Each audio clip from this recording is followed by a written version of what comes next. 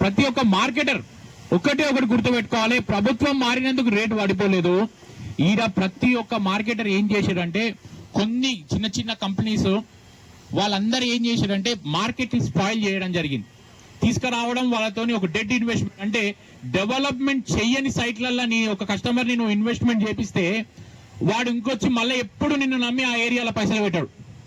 నువ్వు ఎప్పుడైనా ఒక డెవలప్మెంట్ అయ్యే ఏరియాలను, డెవలప్మెంట్ అయ్యే సైట్లను వాటితో నువ్వు 10 రూపాయలు పెట్టిస్తే వాడు వచ్చి మళ్ళీ అదే ప్లేస్ లా, అదే ఏరియాలా, అదే ఓనర్షిప్ ఉన్న, అదే పేరున్న, అదే బ్రాండింగ్ ఉన్న కంపెనీతోని మళ్ళీ 100 రూపాయలు వాడు పెట్టడానికే వాడు ఆశ చూపిస్తాడు. కానీ నువ్వు ఏ డెవలప్మెంట్ లేని దివాళి తీసిన వెంచర్లలో నువ్వు ప్లాట్ కొనిస్తే వాడు ఒక చిన్న రైతు ఒక 20 లక్షల రూపాయలు నిన్ను నమ్మి పెడితే నువ్వు వానికి 5 ఏళ్ల తర్వాత నీకు 50 వస్తాయంటే ఆ 20 బదులు వానికి 5 లక్షలు కూడా వచ్చే రోజు రిటర్న్ వస్తలేవు.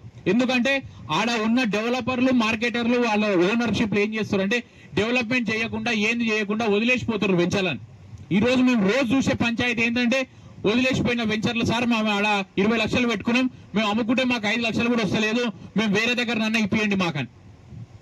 మీరు కూడా ఏం చేయాలంటే, మీరు ఎప్పుడైతే ఒక కస్టమర్ని తీసుకొచ్చి మీ ఓనర్షిప్ తో అమ్మిపిస్తారో మీరు అదే హక్కుతోని మీ ఓనర్లను ఒకటే అడగాలి, సార్ మేము ఇందో ప్లాట్ కొనిస్తున్నాం కదా, మా డెవలప్మెంట్ ఎప్పుడైతుంది, మీ సైట్ ఎంత జల్దీ డెవలప్మెంట్ అవుతుందో నీ కాడికి అంతమంది ఎక్కువ కస్టమర్లు వస్తారు. రేపొద్దున నువ్వు కస్టమర్లు ఉట్టినే రారు, కస్టమర్లను ఇంటికి పోయి తీసుకొస్తావేమో, మార్కెటర్ ఇంటికి పోయి తీసుకొస్తాడేమో, కానీ వాడు ఒక్కటే ప్లాట్ ఎందుకు కొనాలి నీ కాడ?